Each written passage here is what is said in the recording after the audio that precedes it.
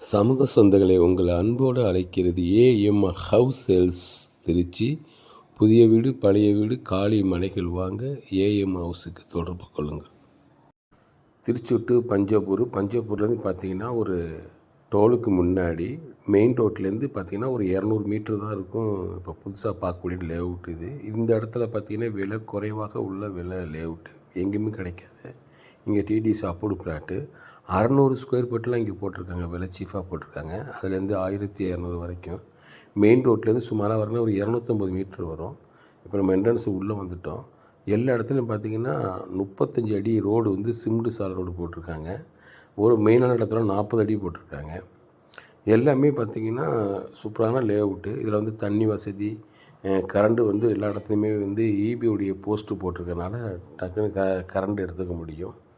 நம்ம வந்து பஞ்சப்பூர்லேருந்து பார்த்திங்கன்னா கிட்டத்தட்ட ஒரு 12 கிலோமீட்டர் இருக்கும் இந்த இடத்துக்கு வர்றதுக்கு.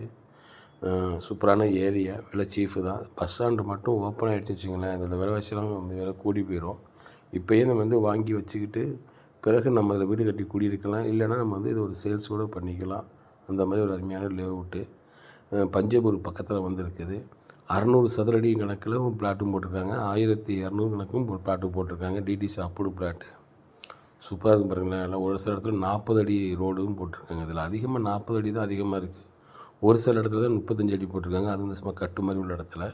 மெயினாக எல்லா இடத்துலையும் பார்த்தா 40 அடி ரோடு தான். திருச்சி டு மதுரை ரோட்டில், அதுவும் பஞ்சப்பூர் பஸ் ஸ்டாண்டு, புதிய பஸ் ஸ்டாண்டுக்கு பக்கத்தில். அது ஒரு 15 நிமிஷம் தான் வரக்கூடிய பயணம். அழகான ஒரு லேஅவுட்டு. மக்களை இதை மாதிரி விலை குறைவாக வந்திருக்குது. வாங்கி போடுங்க. சூப்பராக இருக்குது பிளாட்டு.